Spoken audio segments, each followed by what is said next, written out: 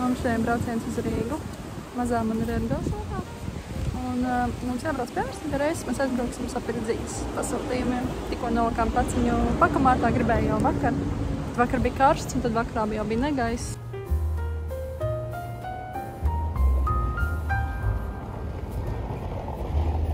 Pēc iepriekšējiem klipiem var redzēt, kad mēs bijām Rīgā. Mēs aizbraucām ar mazo ar vilcienu, ar kājām, ar egos, un mums bija darīšanas, bet mēs arī aizgājām uz dzīvu veikalu, un mēs aizgājām uz hobijset. Dzīvu veikalā. Es paņēmu šīs divas priekš pasūtījumiem. Te būs zeķītes un cepurīte ar lāčausīm. Nevaru sagaidīt, kad es sāku šo, jo man ļoti gribās redzēt rezultātu, kāds man izdosies, jo tādu cepurīti es esmu tikai tamborējis, vēl neesmu mandījusi. Šī būs adīta pirmoreiz. Tad šīs ir priekš vārda, priekš sienas. Klienti gribēja tumšu zaļu.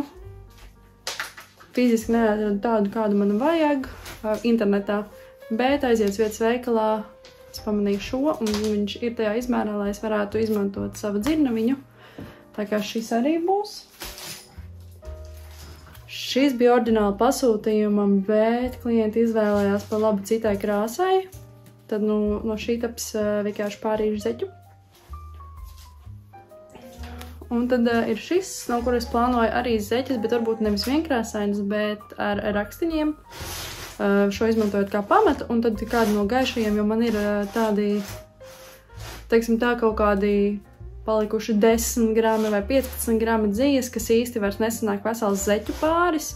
Paņemot vēl vienu tādas pašas krāsas ciju, viņas mazliet atšķirās, jo tas ir cits tas krāsojums, krāsas partija. Līdz ar to viņas mazliet atšķirās, nevienmēr sakrīt.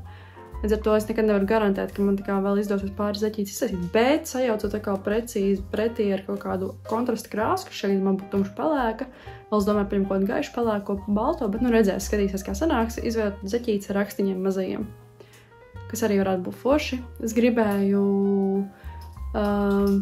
pēc iespējas tuvāk krāsa arī Latvijas karoga krāsai, sarkanajai, bet nebija. Vismaz ne tādā dzijā, kādu es meklēju, bet es vēl pameklēšu, varbūt ir kāds cits dzijs.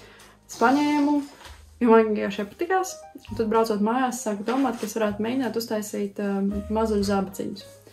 Uztaisīšu uz tirdziņu, tad jau redzēs, kā būs. Bet, jā, gribējās tādu mazu pūkaini.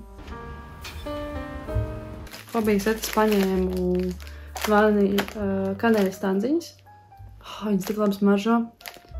Viņas ir ar domu taisīt, tamborēt ķirbīšus dekoratīvos. Mērķis ir līdz tirdziņam.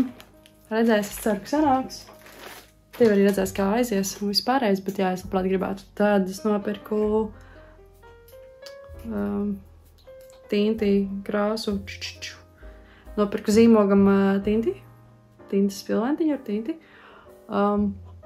Jo beidzot gribu personalizēt savus maisiņus un kastītes.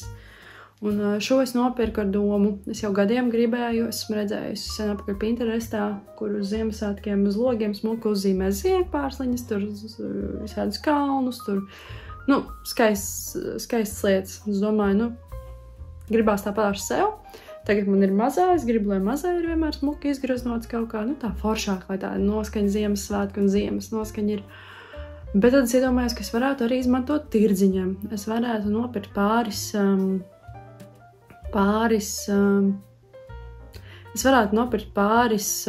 fotorāmīšus un uz stikliņu uzrakstīt, un otrā pusē ar melnu vai kādu citas krāsas papīru aiztaisīt ciet, jo šo var rakstīt uz stiklu un to var nomazgāt. Tas nozīmē, ka es varu rakstīt cenas var mainīties, es varu rakstīt piedāvājums var mainīties no tirdziņu uz tirdziņu. Man nav katru reizi jāprintē pa jaunam ārā. Tā kā šī ir viena no manām idejām, tas ir krīta marķieris. Tad es nopirku vēl šo to, bet tas jau tur tādi sīkumi. Un, jā, vēl ir ko darīt. Man ir pasūtījumi šai nedēļai, jau viens ir nodots. Otrs gribētu pabeigt šodien un rīt no rīta aiznest, nodot pakomātā. Un tad man ir nākamā nedēļai diezgan daudz pasūtījumu, zeķītes iet uz urām.